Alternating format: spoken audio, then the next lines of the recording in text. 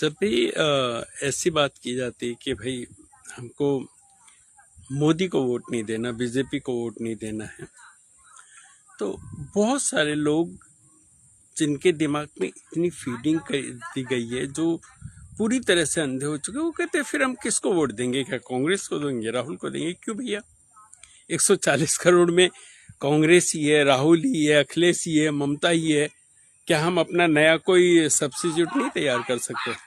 क्या हम खुद नहीं अपने देश का प्रतिनिधित्व कर सकते? क्या हम अपना कोई ऐसा दल नहीं बना सकते जो इस देश में जितनी भी गलत कुरीतियां हैं, रिजर्वेशन, SC ST आरक्षण, इन सब चीजों को जो है हटाए, UGC का विरोध करे और सबको समान दृष्टि से देखे?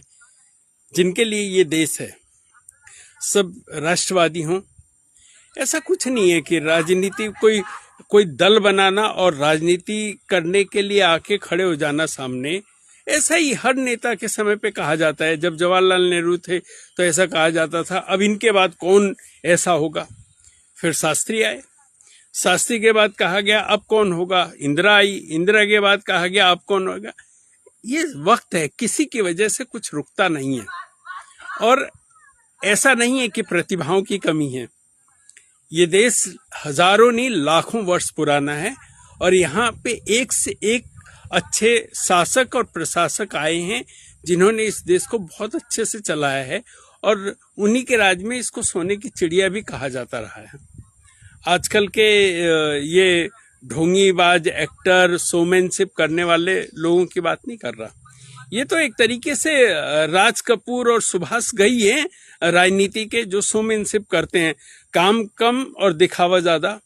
और क्या है, जितने घपले, जितने घालमेल, जितना देश में परिस्थितियां खराब हुई हैं ना, उसके लिए बहुत जरूरी है कि एक नया व्यक्तित्व आए, एक नया राष्ट्रवादी आए और जो हर दिन का हिसाब दे, हर दिन का। वो जिस दिन शपथ ग्रहण ले, वो उसके बाद पहला उसकी जिम्मेदारी कि वो उस दिन के बाद वो अन्न जल तब ग्रहण कर ले। पहले की सबसे पहले SC ST एक्ट में जिनके साथ नाइंसाफी हुई है उन लोगों को न्याय दिलाए, झूठे केस करने वालों को सजा दिलाने के लिए एक नियम निकाले, जो सबसे पहले संविधान और राजनीति में, प्रशासन में, सरकार के द्वारा किए जाने वाले कार्यों में जाति सबको नन इनवाइट कर दे, जाति का कोई उल्लेख ही ना रह जाए। हमें ऐसा प्रशासक चाहिए।